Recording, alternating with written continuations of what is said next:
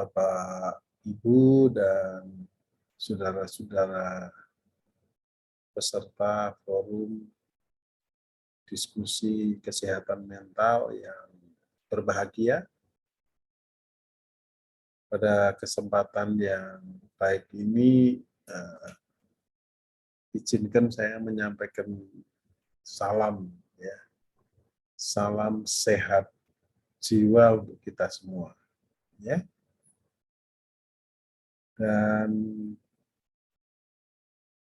kali ini sesuai dengan janji saya kepada teman-teman para peserta forum diskusi kesehatan mental, secara bertahap saya akan menjawab pertanyaan-pertanyaan yang masih tersisa pada kesempatan diskusi kesehatan mental yang lalu. Kali ini pertanyaannya adalah seputar peran atau fungsi keluarga terhadap kesehatan mental generasi penerus kita, ya. Kalau kita bicara tentang keluarga, maka hari-hari ini memang kita perlu ya memberi perhatian ya terhadap pertanyaan yang menurut saya ini kontekstual banget ya. Karena hari-hari ini cukup banyak ya lembaga yang namanya keluarga ini hanya sekedar lembaga yang mudah-mudahan saya salah begitu ya. Jadi lembaga yang bersifat formalitas ya. Akibatnya karena sekedar formalitas tidak berfungsi dan berperan sebagaimana seharusnya berfungsi, maka lahirlah generasi-generasi yang secara mental, secara kejiwaan, secara moral itu menjadi begitu rentan ya. Bahkan sekarang dikenal dengan satu istilah lahirnya satu generasi yang disebut dengan generasi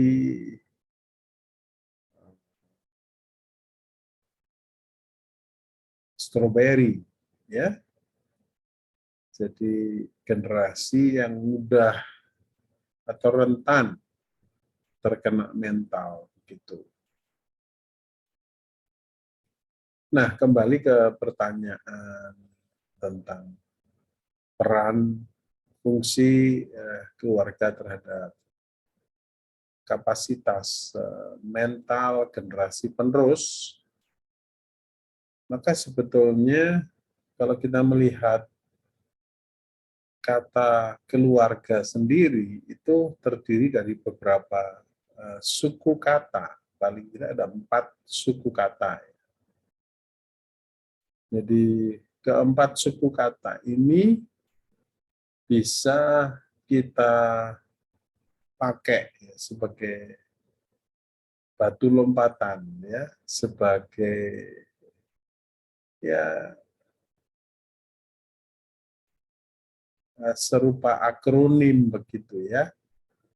Jadi keluarga itu ada suku pertama, suku kata pertama ke, suku kata kedua lu, suku kata ketiga itu ar, dan suku kata keempat itu ga.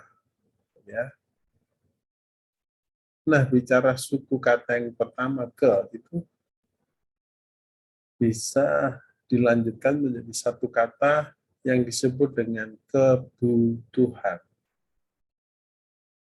Artinya satu keluarga yang mau berperan dan berfungsi sebagai keluarga yang sebagaimana seharusnya, yang diharapkan akan berdampak menghasilkan generasi emas, ya, generasi yang bermental baja, ya, generasi yang punya mental Pancasilais sejati, kalau di khusus di negara kita, negara kesatuan Republik Indonesia.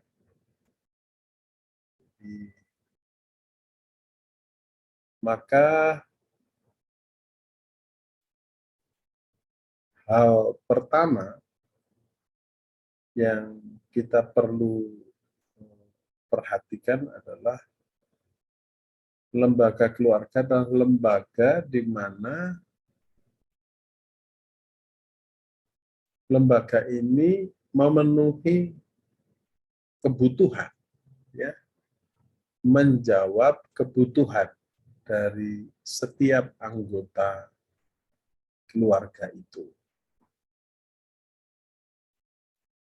Khususnya dalam hal ini kalau kita bicara generasi penerus adalah kebutuhan anak-anak, ya. Dalam keluarga inti ada bapak, ada ibu, ada anak, ya. Nah, apa sih yang menjadi kebutuhan anak?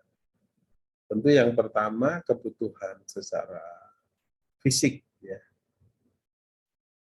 Apakah kebutuhan fisiknya itu terpenuhi atau enggak?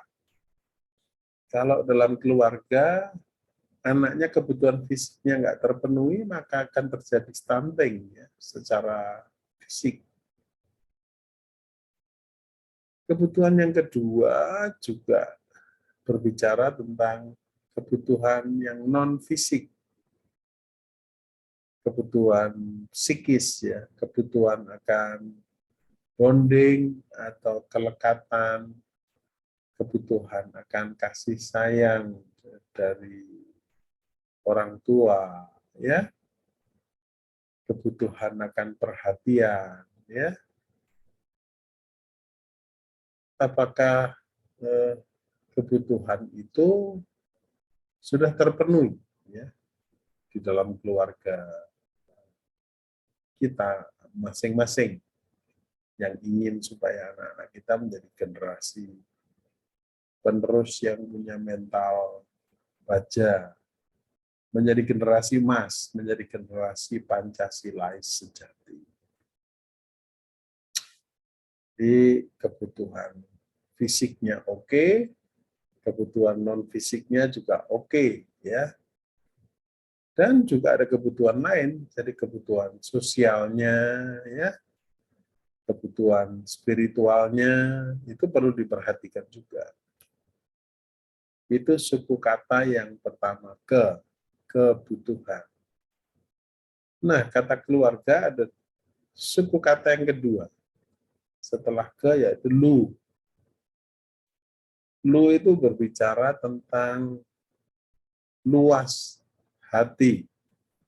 Jadi luas hati itu adalah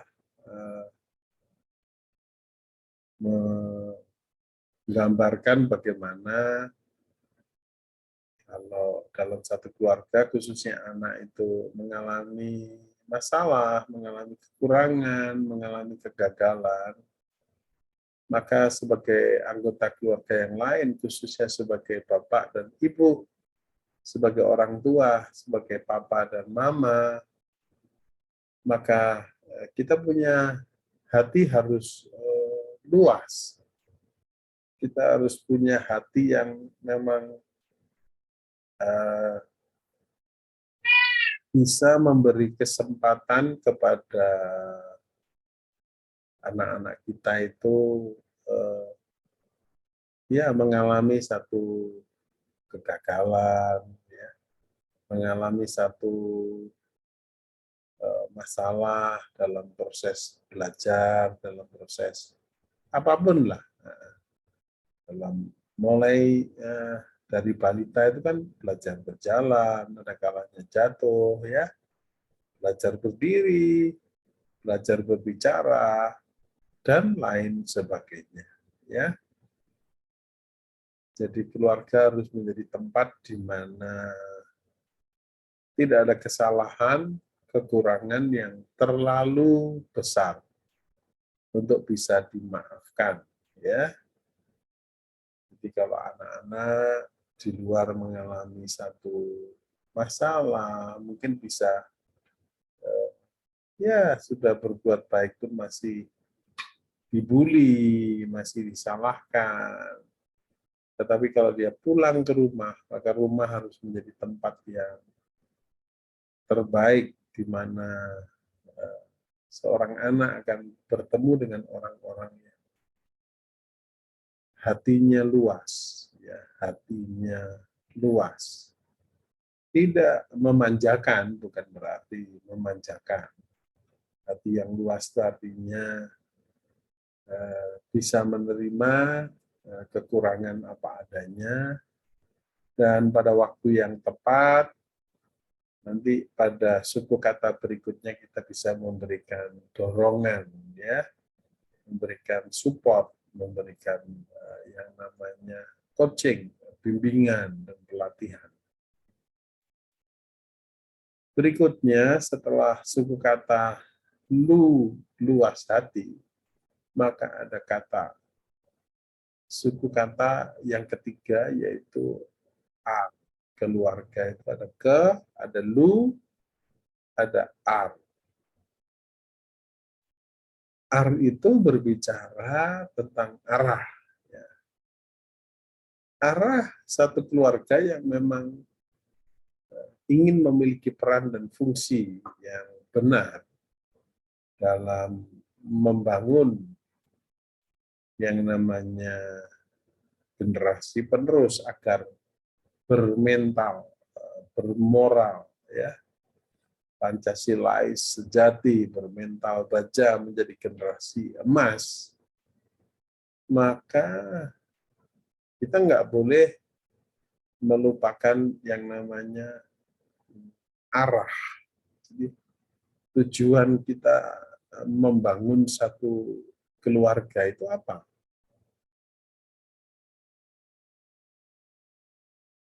Saudara, ada banyak, tentu kita masing-masing punya tujuan, tapi yang pada kesempatan ini saya sampaikan, saya ambil satu contoh, bahwa tujuan kita membangun satu keluarga itu adalah kita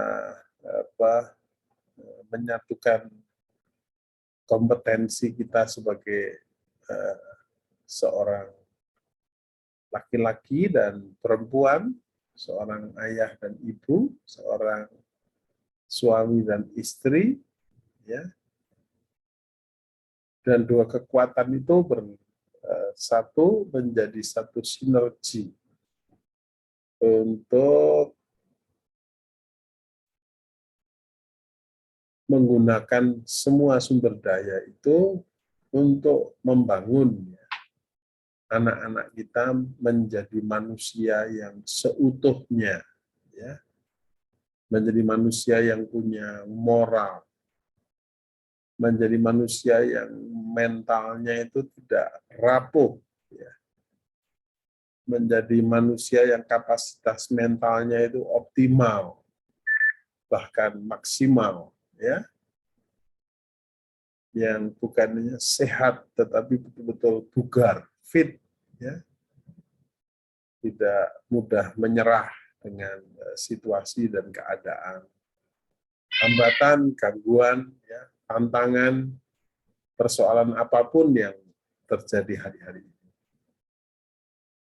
Jadi itu suku kata yang ketiga tentang arah keluarga. Menggunakan sumber daya yang ada untuk kita pakai, ya, membangun moral, ya, anak-anak kita, ya, Dan yang terakhir, suku kata keempatnya berbicara tentang ga. Ga itu ya galakkan. Mari kita menggalakkan. Jadi mendorong supaya anak-anak kita menjadi dirinya sendiri, bukan menjadi seperti yang kita harapkan. Bukan menjadi seperti yang kita inginkan, yang kita impikan.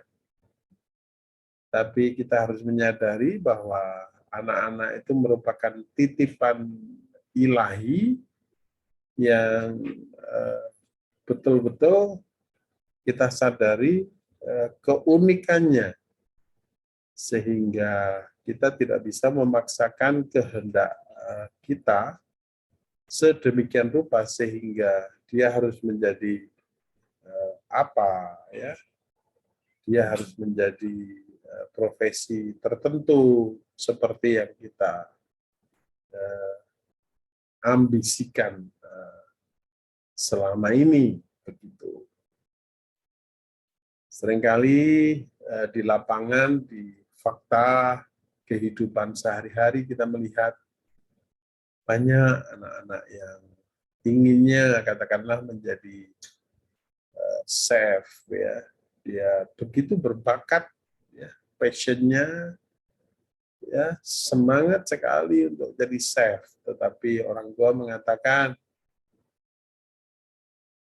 aduh, apa mamamu, bapak ibumu masih mampu menyekolahkan kamu menjadi dokter, bahkan menjadi profesor, ya. Kamu harus menjadi profesi A, harus menjadi profesi B. Nah, sudah kita menganggap bahwa profesi tertentu itu lebih mulia dari profesi yang lain. Padahal profesi paling mulia itu adalah profesi yang sesuai dengan panggilannya, sesuai dengan passion-nya, sesuai dengan apa?